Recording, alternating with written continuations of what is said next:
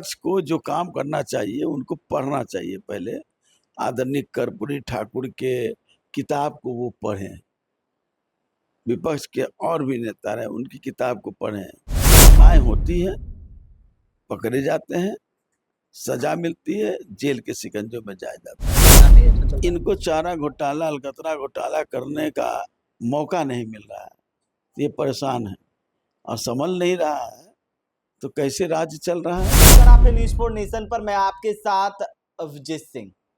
बिहार में बढ़ते अपराध को लेकर अब नेता प्रतिपक्ष तेजस्वी यादव है, वो लगातार सरकार को घेर रहे हैं, डीजीपी से मुलाकात कर रहे हैं और कह रहे हैं कि जो मुख्यमंत्री सम्राट चौधरी है, अब उनसे बिहार है वो संभल नहीं रहा है और लगातार जो पीड़ित परिवार हैं उनसे मुलाकात करने के लिए उनके घर जा रहे हैं और न्याय की बात कर रहे हैं। हमारे साथ बात करने के लिए जनता दल यूनाइटेड के कद्दावर नेता है विधायक श्याम रजक जी। श्याम रजक जी, कैसे देख रहे हैं तेजस्वी यादव अब एक्टिव नजर आ रहे हैं, लगातार सरकार को घेर रहे हैं आपराधिक घटनाओं को लेकर?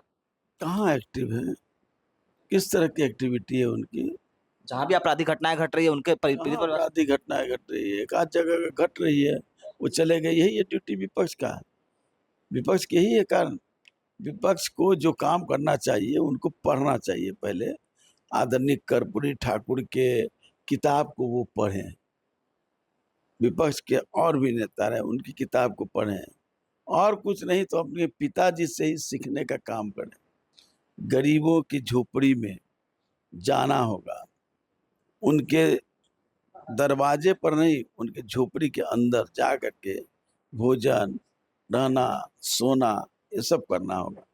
और जहाँ तक सरकार की बात है, सरकार जितनी चिंतित है सारे कामों में, क्या थे लॉ एंड ऑर्डर पहले और आज क्या है? हम ये नहीं करें कि घटनाएं आज राम राज हो गया, ये हम नहीं कर रहे हैं, लेकिन घटनाएं होती है, पकड़े जाते हैं, सजा मिलती है, जेल के शिकंजों में जाए जाते हैं।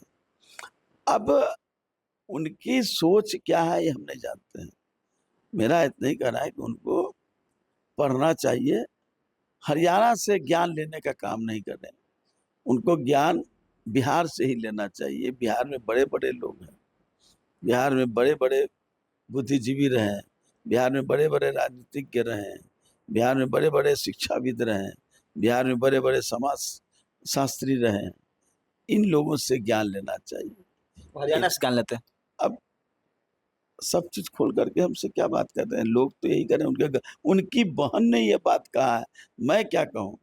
मैं उन्हीं की बहन का कोट कर रहा हूँ, मैं अपना कोट नहीं कर रहा हूँ।